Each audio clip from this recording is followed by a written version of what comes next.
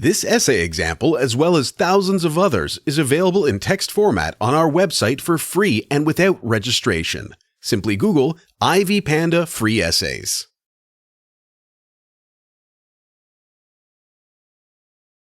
Introduction. The following is an explication of the poem The Lake Isle of Innisfree by William Butler Yeats. This analysis of the Lake Isle of Innisfree will discuss the poem, line by line, while explaining the meaning of literary elements involved for critical appreciation. According to Capuano, instead of establishing a distance between speaker and reader, Yeats fuses the reader's perspective into the speaker's memory of a detached and physically separate island. Indeed, the poem is capable of guiding the reader through a tranquil land from memory. The objective of this explication is to make the meaning of the Lake Isle of Innisfree clear. Explication. Yeats had the Lake Isle of Innisfree published in 1892, and the final published version of the poem is as follows. I will arise and go now and go to Innisfree. And a small cabin built there, of clay and wattles made. 9 bean rows will I have there, a hive for the honeybee. And live alone in the bee-loud glade. And I shall have some peace there, for peace comes dropping slow. Dropping from the vales of the morning to where the cricket sings. Their midnight's all a glimmer, and noon a purple glow. And evening full of the linnet's wings. I will arise and go now, for always night and day.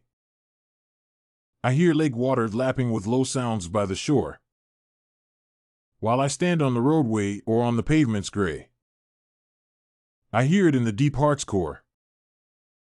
The first stanza takes the reader from ordinary reality to the speaker's imagination. Symbolism in the Lake Isle of Innisfree is not evident in the first line as it sets the stage for the rest of the poem. It does this while showing the reader the central idea that the author intends to travel to Innisfree, but is not there at the beginning of the poem. The second line begins to add imagery to the poem and further introduces the setting of the land in question, but here in terms of the speaker's residence. Introducing the residence is naturally essential because it is central to the speaker's perspective, and the speaker also describes the creation of the home.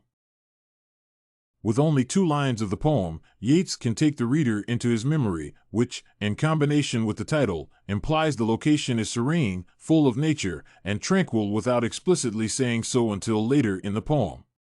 The third line adds more imagery, and the solitude of the speaker and the extent of the natural lifestyle is confirmed with this and the fourth line. From this stanza, the author informs the reader of his desire for a peaceful lifestyle, an escape, and the blessings of nature, and further confirms his ability to experience these things in a home he has established for himself on the Lake Isle of Innisfree. The second stanza begins to dive deeper into the speaker's memory of his desire for peace and the extent of the tranquility there. The first line asserts that peace is entirely possible at the location, but implies that it may take a while to come, possibly because of his current state and his current location. In the next line, he states that peace is present in the location, not immediately within himself, in the morning and continuing throughout the surrounding nature all day. In the following third and fourth lines of the second stanza, the reader is informed of the nature of the imagery in the location, which includes colorful overcasts, flourishing wildlife, and glimmering night skies. The second stanza confirms the extent of the natural imagery and sensations that were only briefly mentioned and implied in the first stanza, while the author further claims that these are capable of bringing him peace.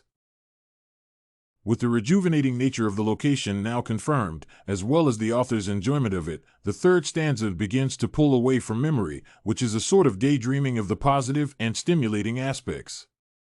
The first line abruptly brings the reader back to reality and the author's current intentions, and the second line brings in more imagery that motivates him to go to the location.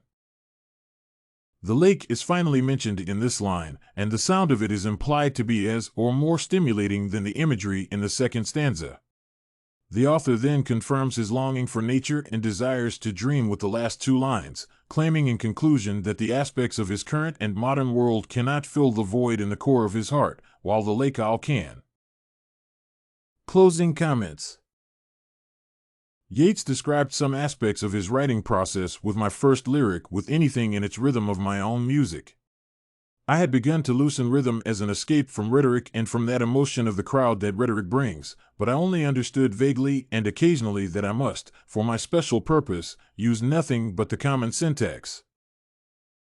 As is clear from the analysis essay on the Lake Isle of Innisfree, this poem shows the theme of a man's longing to escape into nature for peace and reconnection. The entire poem is based on memory, as the poem further illustrates the power of a man revealing positive points from memory alone. Did you like this The Lake Isle of Innisfree analysis of symbolism and meaning sample? To get more works like this one, make sure to check out the free database of academic paper examples at ivypanda.com. You will find thousands of samples for all your study needs, without even having to register.